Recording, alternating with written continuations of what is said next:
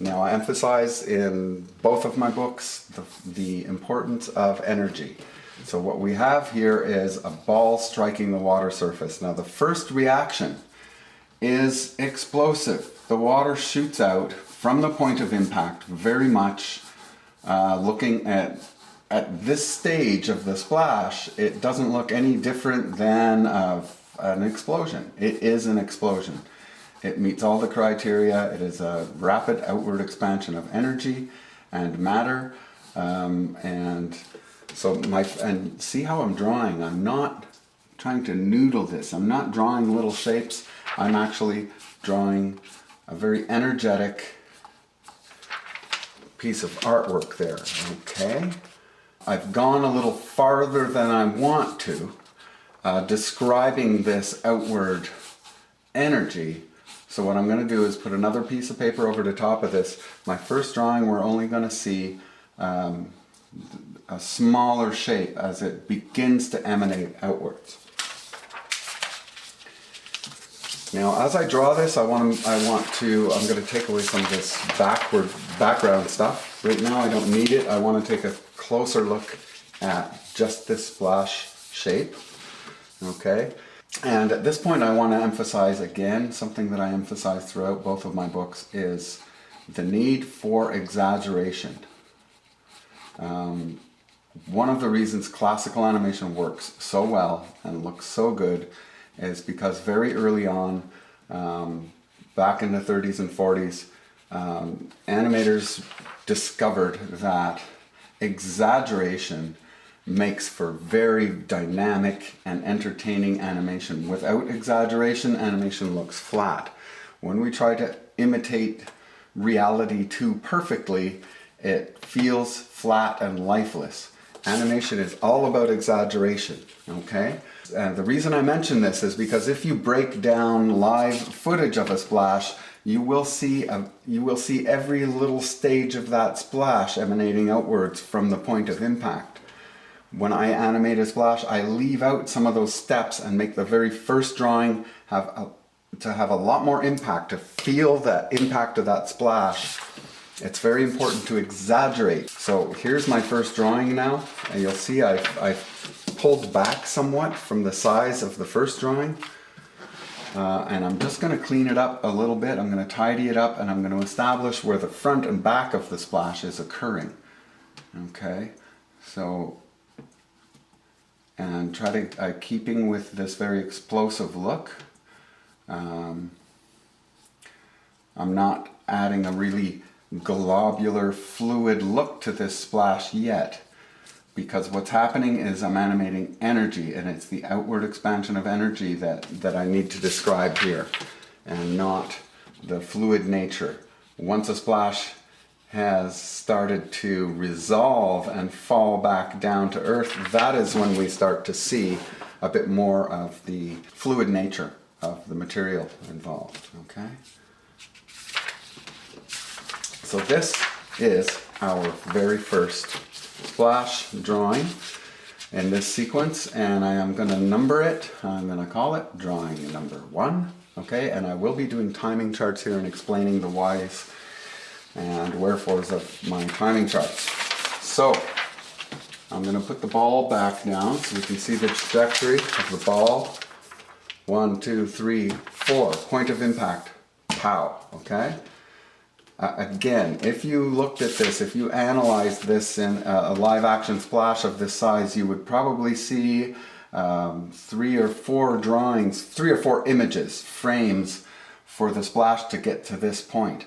I leave those out in the interests of exaggeration, okay? And it's very, very important for a splash to have a lot of impact. You want to exaggerate that first outward expansion of energy. I've seen beautifully animated splashes by students and colleagues that felt a little bit lifeless, and simply by taking a couple of drawings and throwing them out and reshooting the artwork, retiming the artwork without all those extra drawings, it gave it that pow, it shoots out really quickly. This will come up again when I'm animating explosions and anything that you want to have a great deal of impact. My second drawing is going to be, I'll base it on that the first energy drawing that I drew, and now starting to follow through specific shapes and droplets, okay? So it is, at this point, this splash is still really moving rapidly. The second drawing is quite a bit larger than the first. I'll just clean this up a little bit, and when I flip it, you're going to start seeing a splash. It doesn't take long for this thing to, and it will have a tiny bit more of that fluid look that you're going to see as the splash resolves. You're going to see more and more of the watery nature, the water molecules, as they turn into sheets and do what water does with the tension of it holding the molecules together and whatnot. Again, making sure my ellipses always match the perspective. Very, very important. So here is drawing 2 of my splash sequence.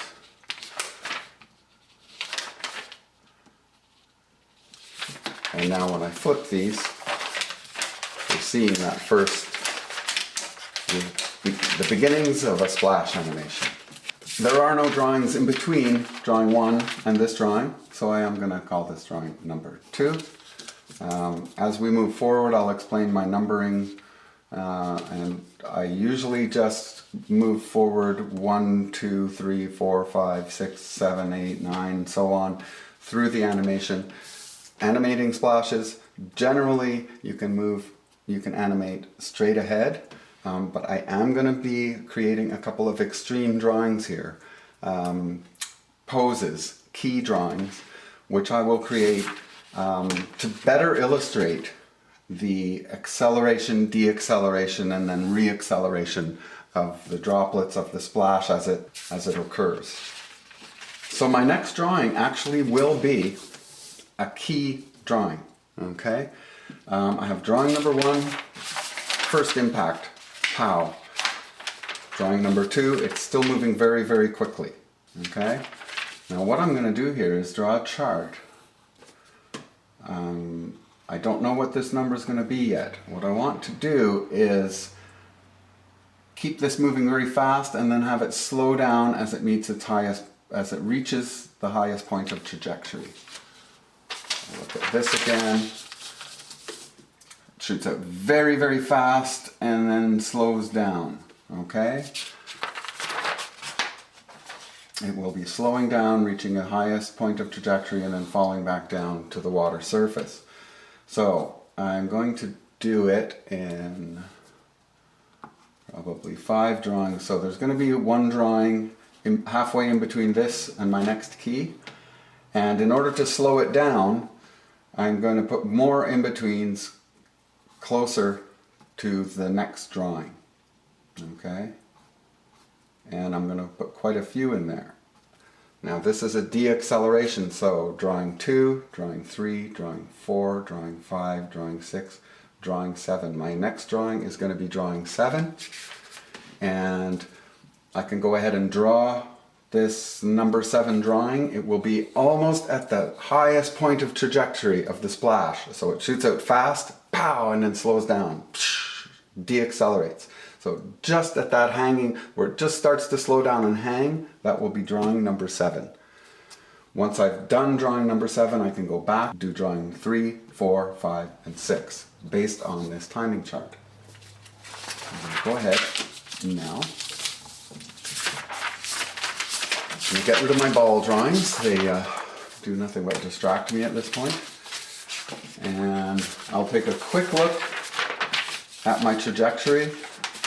I don't want to go too much higher than the top of this, or my splash might expand too far and fill up too much of the page, and I'll get out the sides of the page. I designed this so that all of the action would occur on the page where you can see it. So just taking a look at this quickly, touch base with my diagram to make sure that my splash kind of falls into this geometry and size and scale.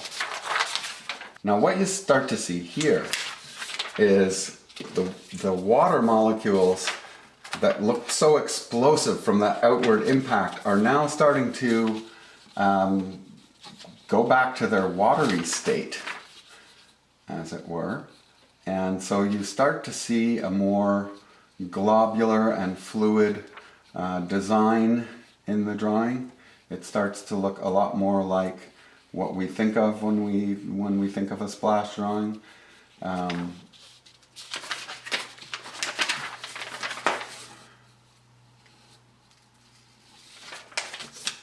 Okay, and the ellipse, the ripples at the bottom are expanding, and I'm making sure that that ellipse stays in correct perspective.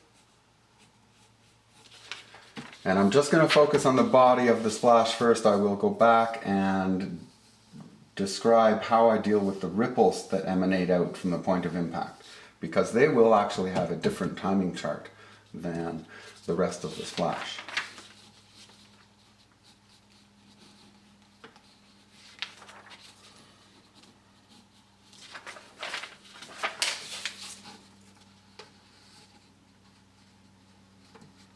So, this is drawing 7, and this is describing the splash as it just begins to reach its highest point of trajectory.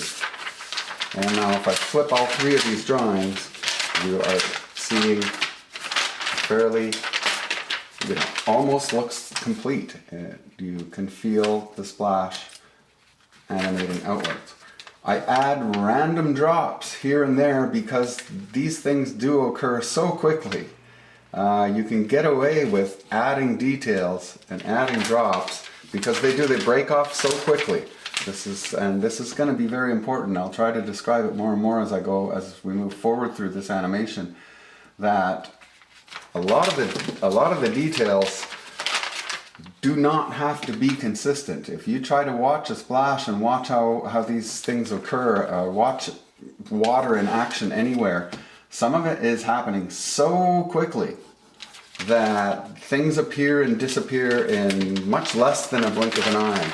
So it's kind of a nice feature of animating water, and it allows you to cheat a little bit because you can just create more details whenever you see fit. They're not going to look like they pop, because the eye is going to be seeing the overall movement of the splash. So some of these things can occur very, very quickly. Now if you look at Elemental Magic 1 and in 2, and I described this water shooting outwards as a sheet or a wall. This is a sheeting splash, okay? And one thing that starts to happen as these sheets expand outwards, they start to rip and tear as they pull away from the point of impact. So I'm actually going to rip a little hole in the bottom of this sheet, a little hole here and a little hole there, and you're going to see that as I go forward from this point, I will expand these holes, and it will appear to tear the splash apart, and it will create additional very watery, splashy looking shapes. I'm also going to shade what is the back side, the part of the splash farther away from us. I'm going to start to shade that in just to keep track of what we're looking at. Okay, so we can see the back side of the splash and the front side of the splash. Okay, so this is now drawing number 7.